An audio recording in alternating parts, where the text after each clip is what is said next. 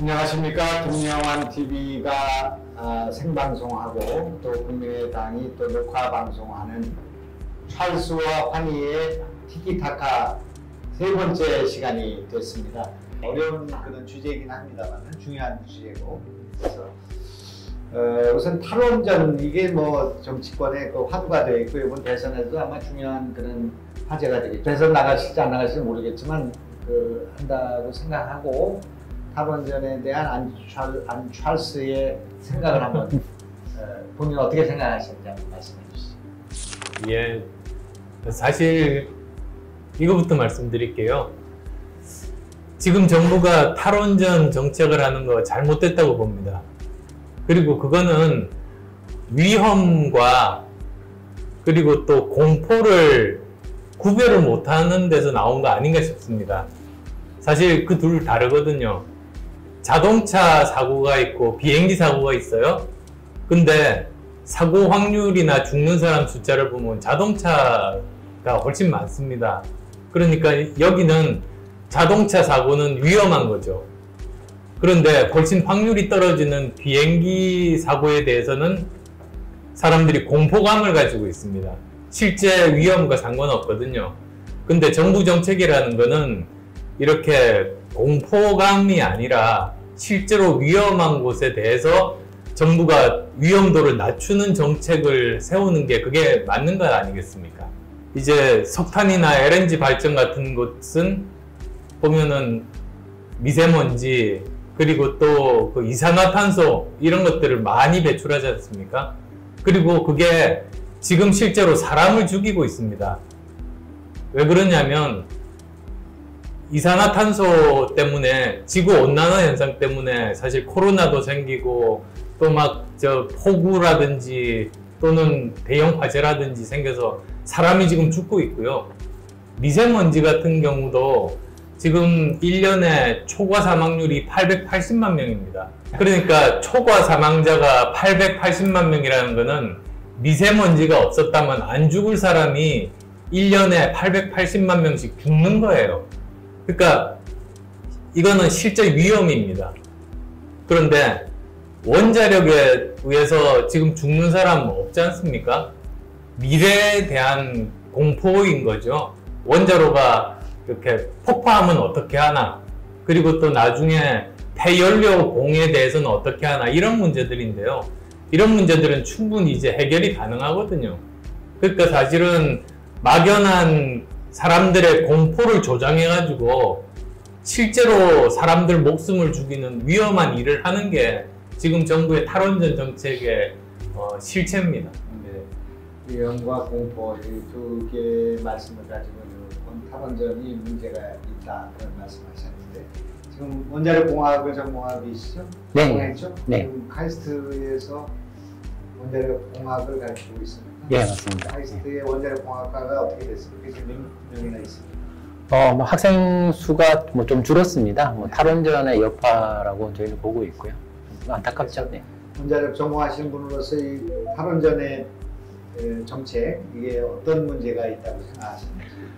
예, 우리나라가 제일 잘할 수 있는 걸 너무 쉽게 허망하게 포기해버려서 좀 나라 전체가 앞길이 막힌 것 같습니다. 무탄소나 탄소 중립으로 가는데 아주 중요한 무기인데 무장 해제가 돼버린 그런 상황이라고 봐야죠. 지금 지구온난화 문제가 국제적으로 네.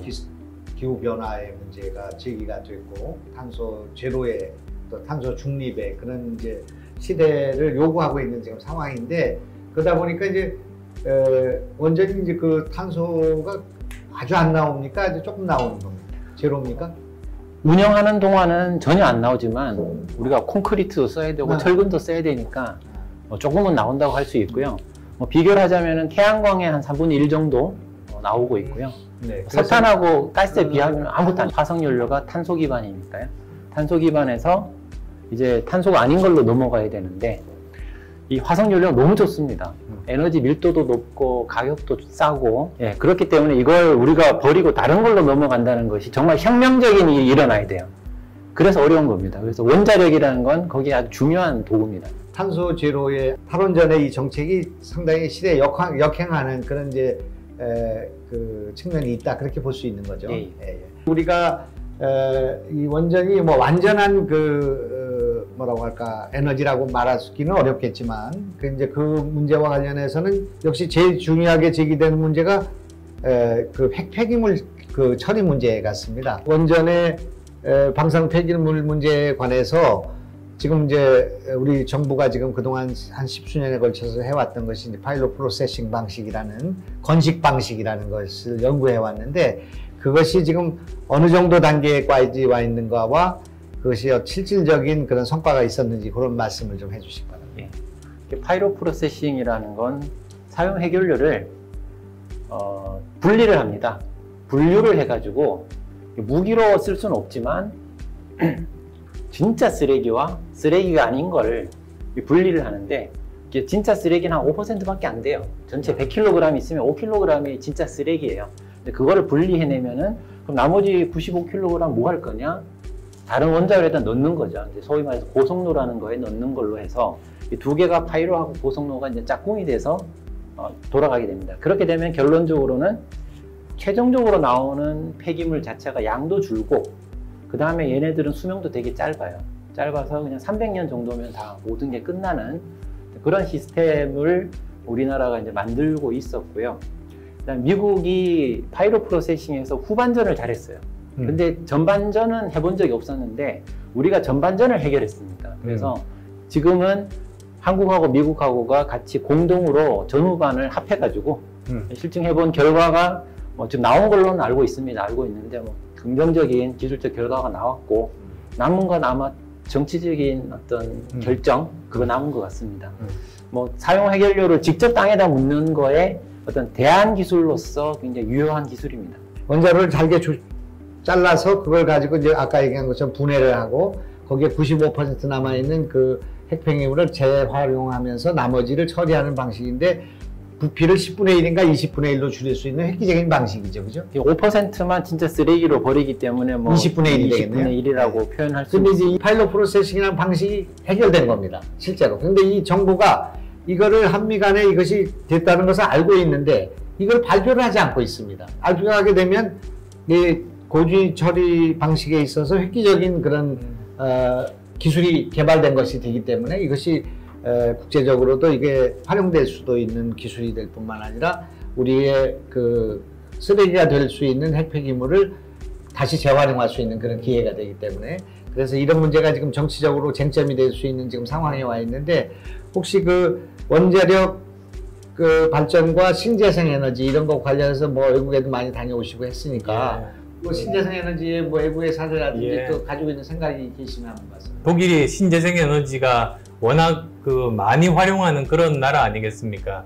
독일에서 1년 반 있으면서 여러 곳을 다녔습니다. 그리고 저도 개인적으로 독일이 어떻게 신재생 에너지를 잘 활용하는지 알기 위해서 여러 회사도 이렇게 다녔습니다.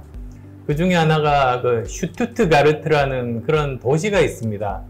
저 독일 남부에 있는 도시인데요. 거기가 벤츠 본사가 있는 데입니다. 거기 가가지고 이렇게 이야기를 들어봤더니 여러 가지 풍력 발전에 대한 많은 기술들을 첨단 기술을 갖고 있더라고요. 그리고 대표적으로 했던 것이 독일이 남쪽은 전부 다 육지에 둘러싸여 있지만 저 북부는 북해와 접해 있습니다. 그래서 거기 북해 아주 바다 깊숙이 굉장히 많은 수의 굉장히 큰 대형의 풍력 발전기들을 거기에 설치해서 굉장히 많은 전기를 거기서 공급을 받아서 저 독일 북부가 사용하고 있더라고요. 근데 거기는 그 바람의 세기가 워낙에 강하고 그리고 연중 계속 거의 일정하게 유지되기 때문에 그런 것들이 가능한데 이건 한국에서는 그렇게 바람이 세기도 거기에 비하면 훨씬 더 약하고 불었다가 안 불었다가 하니까 이게 한국에서는 쓰기가 힘들겠다는 생각이 들었고요. 독일이 이런 신재생 에너지를 쓸 수 있는 이유 중에 하나가 육지로 인접해 있는 나라가 많지 않습니까? 바로 옆에 프랑스가 있고 한데 전기가 모자라면 그러면 그때 프랑스에서 전기를 선이 연결돼서 사다 쓰는 겁니다. 신재생 에너지의 특징이 바람이 불지 않거나 저녁이 되면 이 전력 생산이 없어지는 것 아니에요? 그럴 때도 유지할 수 있는 거는 다 다른 나라에서 수입해 오기 때문에 가능한 거죠. 근데 우리나라는 섬이거든요. 북한 쪽도에서 우리가 뭐 전기를 가져오겠습니까? 중국에서 가져오겠습니까? 뭐 일본에서 가져오겠습니까? 우리는 섬이다 보니까 독일처럼 그렇게 안정적으로 신재생 에너지만 가지고는 버틸 수 없는 나라다. 저는 그걸 아시면 좋겠습니다. 대륙에 붙어 있는 반도지만 실제로 북한이 이렇게 막혀 있고 러시아나 중국으로부터 육로로 지금 전기를 가져오기가 어렵고 가져온다 할지라도 정치적으로 굉장히 불안정한 요인이기 때문에 그렇죠. 독일이 프랑스로부터 전기를 송전받고 이렇게 하는 거하고는 다른 조건이다 그런 말씀이잖아요. 그리고 프랑스의 전기는 거의 다 원전입니다. 지금 이제 정부는 탈원전에 부족한 전기를 신재생 에너지로 메꾸겠다는 그런 야심찬 계획을 갖고 있는데 우리나라의 뭐 신재생 에너지 핵심이 이제 태양광, 네. 그죠? 캘리포니아나 칠레 같은 데 일조량하고 비교하면 우리나라 태양광은 절반 수준이에요. 똑같은 설비를 해놨는데 나오는 전기가 절반인 거죠. 밤에는 대책이 없습니다. 그래서 밤에는 나오질 않는 태양광을 가지고 24시간 나오고 있는 원전을 대체하겠다는 것은 엄청난 양의 저장을 해결을 해야 되는데 이 문제가 더 어렵습니다. 밤에 전기를 저장하는 걸 ESS라고 하잖아요. 네네. 그것의 비용이 무슨 신재생 에너지 발전소 비용보다 훨씬 더 든다고 하던데요. 맞습니다. 아이스크림을 만들었는데 냉장고가 없으면 어떡합니까? 그 자리에서 다 먹던지. 지금 신재생 에너지로 이렇게 고에너지의 우리 산업을 지탱한다는 것은 굉장히 불안하고 또 그걸 가능성이라고 하는데 전기가 생겼다 안 생겼다 하는 거. 그걸 또 에너지 세이빙으로 축전해서 쓰면 되는데 그건 또 축전 기술이 아직까지 가지 못한 그리고 엄청나게 상황이고, 비쌉니다. 뭐 해결되지 않은 상황에서 신재생 에너지를 주장하고 그것을 대체할 수 있다는 생각 자체가 참 관념적이고 잘못된 것이기 때문에 아마 이번 대선 과정에서도 아마 이게 크게 쟁점이 되지 않을까 이렇게 대한민국 실정에 안 맞는 겁니다. 아마 이 정권이 역사적으로 단죄 또는 평가받는 것 가운데 가장 중요하고 1차적으로 될 것은 원전 관련된 탈원전 정책이 아닐까. 또 그걸 또 대통령이 또 무리하게 하다가 생긴 문제가 월성 원전 경제성 조작 사건 아니겠습니까? 이거는 또 앞으로도 정치적으로 문제가 될 것 같고요. 이 지금 현재 세계적으로 오늘 우리가 토론하려고 하는 그 SMR, 네. SMR이라는 것이 굉장히 각광을 받고 제가 어느 자료를 보니까 한 70개국에서 지금 SMR 연구하고 있다 그런 얘기도 있더라고요. 그래서 SMR이라는 게 무엇인지 그리고 또 우리나라에서는 지금 그것이 어떻게 진행되고 있는지 실용화될 수 있는 가능성이 얼마나 되는지 이거에 대해서 개괄해서 한번 말씀해 주시죠. SMR이 이제 우리말로는 중소형 모듈 원전인데요. 그동안 원전은 건설을 했죠. 집 짓듯이 건설을 했는데 우리 조립식 주택이라든지 아니면 컨테이너 같은 거는 그냥 가져다 놓으면 되잖아요. 그런 식으로 바꿔놓은 게 SMR인데 미국에서 석탄 발전소들이 오래됐는데 석탄을 지속적으로 쓸 수는 없거든요. 그래서 그 석탄 발전소가 있던 자리에 송전선도 있고 인프라도 다 있으니까 뭐 냉각탑도 다 있고요. 그러니까 그걸 활용해서 거기다 원전을 넣어보자. 작은 원전을 거기다 넣자 해서 나온 게 중소형 원자로였고요. 일반인들이 원전에 대한 공포 두 가지 중에 하나가 후쿠시마처럼 폭발할까봐 그런 것 아니겠습니까? 근데 뭐 여기 전문가가 계시지만 제가 제일 좀 거칠지만 쉽게 이제 설명을 드리자면 이렇습니다. 그 원전이 크기가 커지면 커질수록 복잡해지지 않습니까? 그게 어느 정도 수준을 넘어가면 그러면 그때부터는 앞으로 어떤 일이 일어날지는 사람이 예측하기 불가능한 상태로 접어들게 됩니다. 근데 지금까지는 원전이 커야지만이 제대로 전력을 공급할 수 있다 보니까 사실은 그런 상태였었는데요. 그래서 항상 뭐 사고 날 위험성은 존재는 했었죠. 그걸 뭐 정말 2중, 3중, 뭐 5중, 6중 이렇게 해서 사고를 계속 이렇게 막아온 것들인데 이 크기를 줄이면 그래서 사실 뭐 중소형 원전 정도로 크기를 줄이면 그때부터는 사람이 어떤 일이 생길지 모든 경우에 대해서 예측이 가능하니까 이 사고의 확률을 줄일 수 있는 겁니다. 그래서도 이제 그 소형 원전, 이런 중소형 원전이 어느 정도 그 연구가 진행돼서 단가도 낮아지고 일상화된다면, 그러면 또 이 원전 사고에 대한 공포로부터 해방될 수 있으니까, 그렇게 되면은 미세먼지 같이 지금 당장 사람을 죽이고, 그리고 또 그 이산화탄소처럼 지구 온난화 때문에 또 많은 사람들을 지금 현재 괴롭히고 있는 이런 일도 없으면서, 동시에 전기 전력 생산 단가도 낮고 사고의 위험도 없고, 그렇게 되면 오히려 제일 좋은 그런 대안이 될 수 있는 것 아니겠습니까? 제가 설명이 맞는지 모르겠는데. 아유, 정확하게 말씀하셨습니다. 지금 현재 교수님이 하고 있는 연구는 어디까지 가 있고, 또 우리나라의 SMR 연구의 단계는 어디에 있는가, 그런 걸 좀 말씀해 주시죠. 예, 제가 크게 두 가지를 이제 물로 냉각을 하는 원자로 하고, 그다음에 용융염이라는 게 있어요. 근데 그걸로 하는 소금이 원자로, 예, 소금?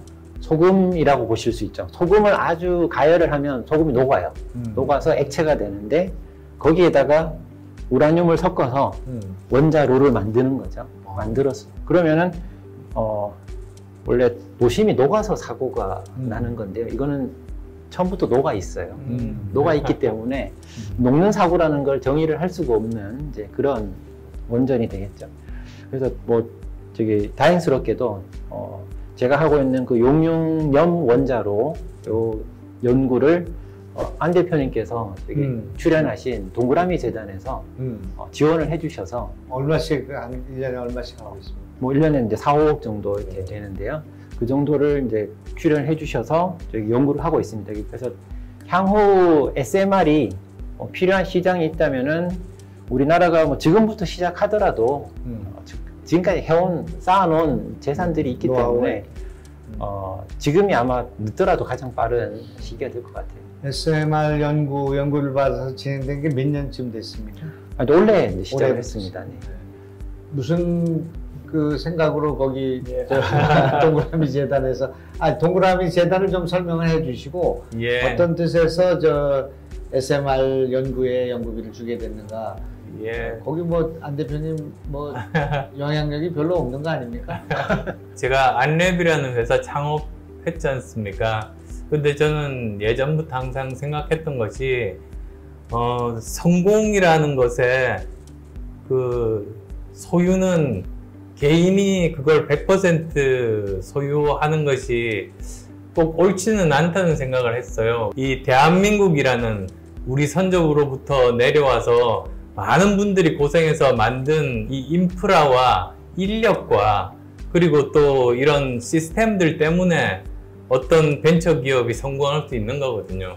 그래서 저는 어떤 뭐 벤처 사업이 성공을 하면 절반은 뭐 저의 노력에 의한 것이지만, 절반은 이 우리 사회가 도와줘서 이것이 가능한 것이다라는 생각입니다.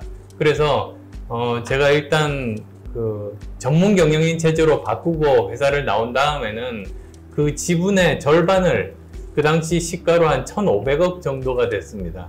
그거를 기부를 해서 만든 재단이 동그라미 재단이고요. 사실 처음에는 안철수 재단이었습니다.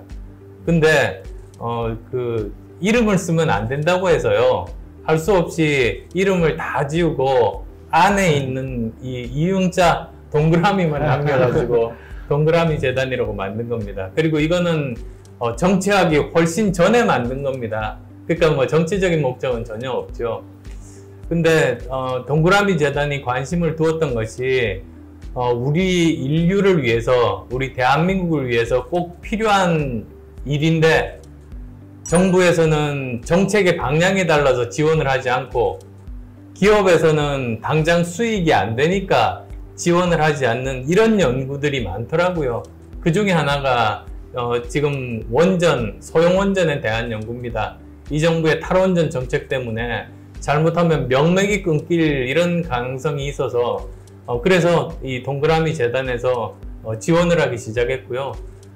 여기 그 소형 원전뿐만 아니라 지금 울산 과기대에 그 분해되는 플라스틱 있지 않습니까?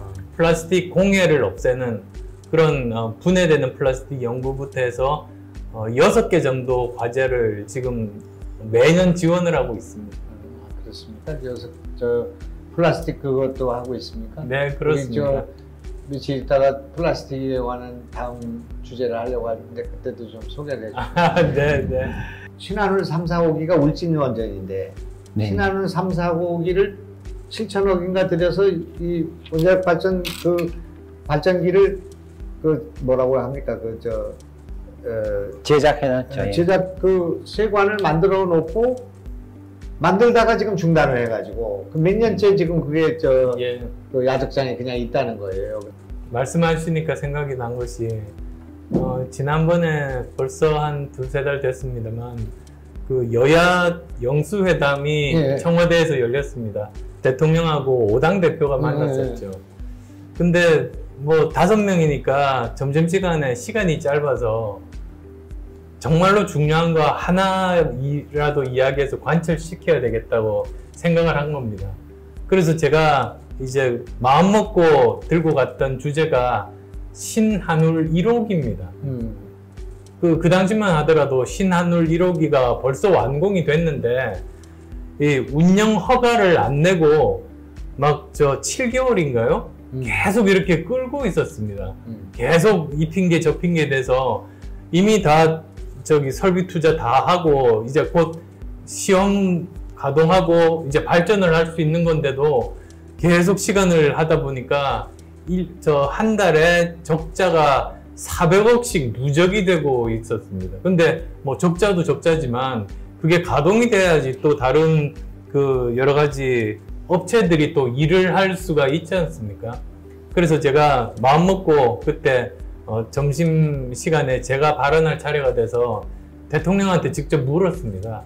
신한울 1호기 지금 완성된 지가 벌써 몇 달인데 계속 엉뚱한 핑계로 운영허가 안 내주는 거를 아느냐고 그랬더니 대통령이 자기 처음 듣는데요. 그래서 제가 그거 확인해 보시라고 했더니 그때 비서실장한테 그 확인을 하라고 하더라고요.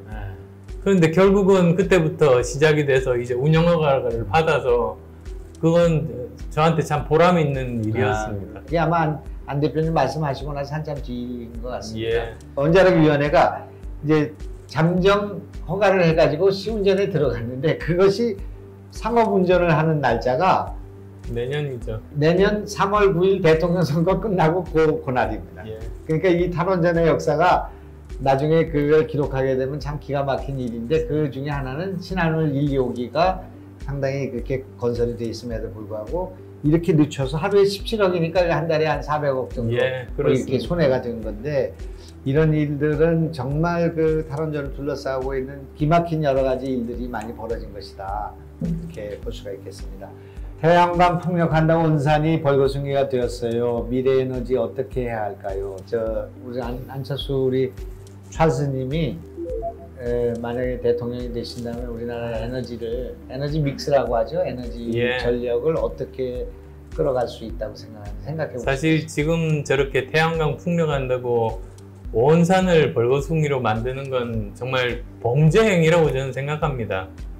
그것도 제대로 효율도 아직도 높지도 않은 태양광 그리고 또 적절한 위치도 아닌 곳에 풍력을 한다고 우리가 정말 수십 년 동안 고이 이렇게 키워온 그 나무들을 베는 거는 그건 절대로 해서는 안 되는 일이다. 그리고 또 지금 현재 우리가 앞으로 이 신재생 에너지가 아무리 발달을 한다고 해도 그것이 지금 현재 정부 계획 최근에 나온 거 보니까 뭐 70%를 한다는데 그거는 불가능하거든요. 그러니까는 정말 객관적으로 과학적인 그 자료에 근거해서 계획을 세우고 거기에 따라 가지고 진행하는 게 맞지. 지금 저렇게 마구 산들을 다 베어버리면 우리 미래 세대에게 죄를 짓는 일이라고 생각합니다. 더 하실 말씀 있습니다. 네, 우리나라 환경에서는 저는 원자력 한 50%, 재생에너지 50%를 목표로 해서 둘 다 참 어려운 목표입니다. 해서 앞으로 에너지 정책을 가져가는 게 좋다고 생각하고요. 원자력 50%는 우리가 1990년대에 해본 적이 이미 있어요. 있어서 해본 적이 있는 50%고 재생에너지 50%는 굉장히 어렵거나 거의 불가능할 겁니다. 원전을 똑같은 양의 전기를 생산하려면 300배의 면적이 필요합니다. 태양광에.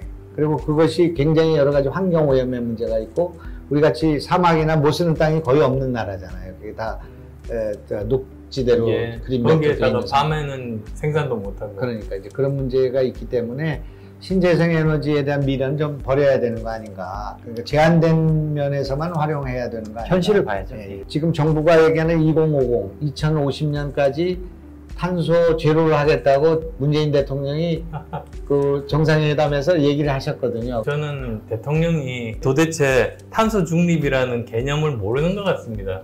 사실은 탄소 중립을 하려면 전기만으로 되는 건 아니거든요. 전기를 신재생 에너지로만 한다고 해도 그게 탄소를 배출하는 것에 거의 뭐 한 3분의 1, 4분의 1밖에는 차지하지 않습니다. 나머지가 보면 자동차가 있죠. 그 다음에 또 농축산물이 있죠. 그 다음에 또 제철소에서 제철소 하나에서 만드는 그 CO2가 전체의 거의 한 10% 이상 될 겁니다. 우리나라 전체 CO2 배출량에.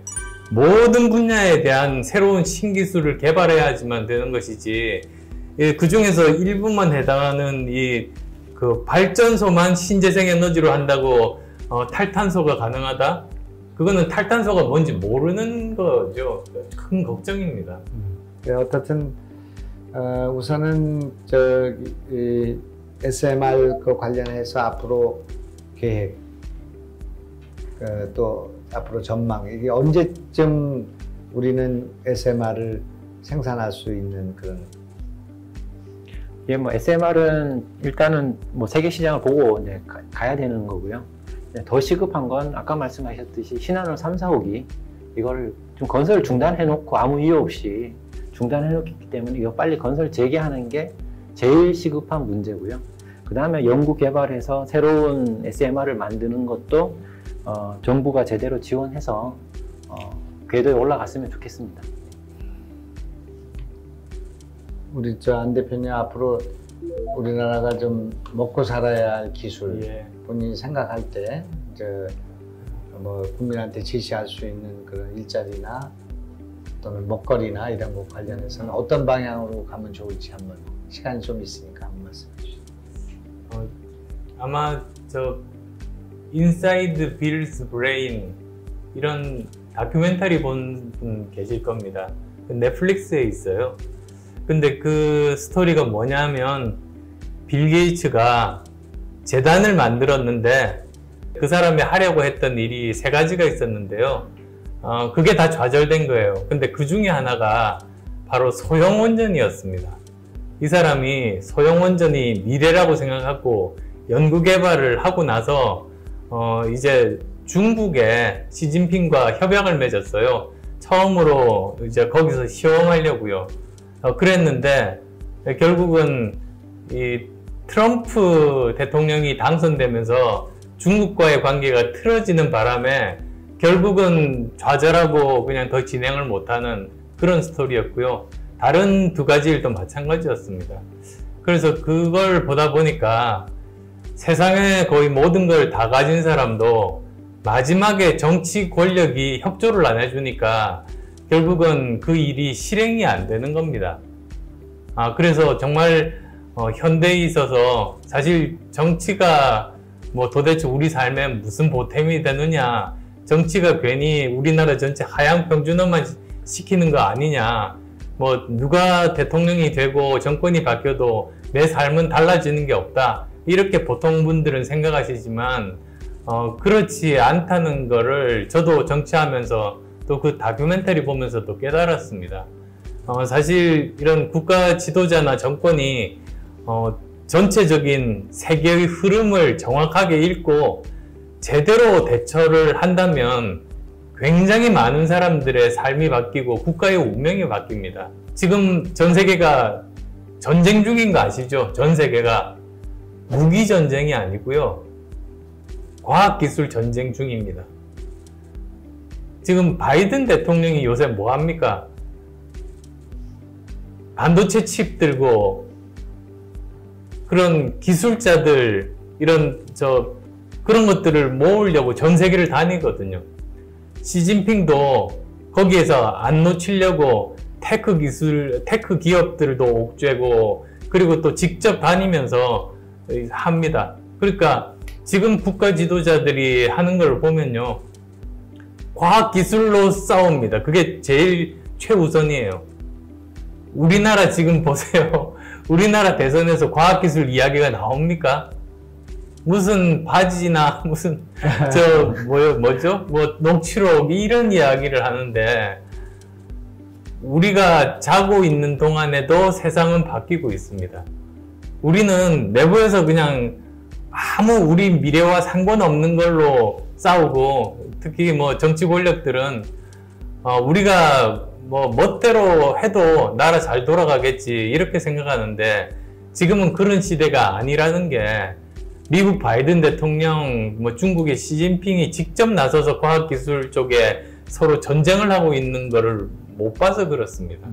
그래서 이번 대선이 사실은 과학기술 전쟁이 벌어지고 있는 지금 인류의 정말 문명사적 전환기에 대한민국은 어떻게 해야 되는가, 그걸 주제로 다뤄야 우리나라 미래가 있다고 생각합니다.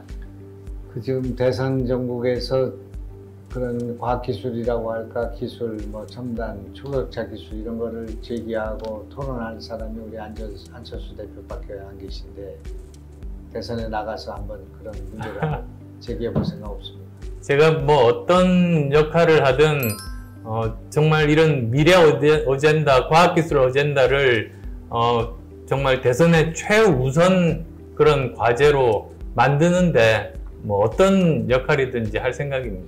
정용훈 교수님, 지금 원자력계가 굉장히 사기가 떨어져 있고 또 학생들도 굉장히 아마 어려움을 겪고 있는데 원자력 발전을 위해서 우리가 어떻게 좀 지금 2단계에서 어떻게 해줬으면 좋은지, 어떻게 하는 게 좋을지 정치권을 포함해서 한 말씀, 원자력계를 대변해서 좀 한 말씀 하시죠. 우리가 잘할 수 있는 원자력이라는 것도 좀 응원을 해주시고 또 도움을 많이 이제 받아야 될 것 같습니다. 결국 국민들의 선택이거든요. 선택이 제일 중요해서 선택을 받아야지 준비된 거라도 잘 할 수가 있는 거라서 뭐 원자력을 하는 사람들은 열심히 준비를 하고 있겠습니다. 국민들의 선택을 받을 수 있었으면 좋겠습니다.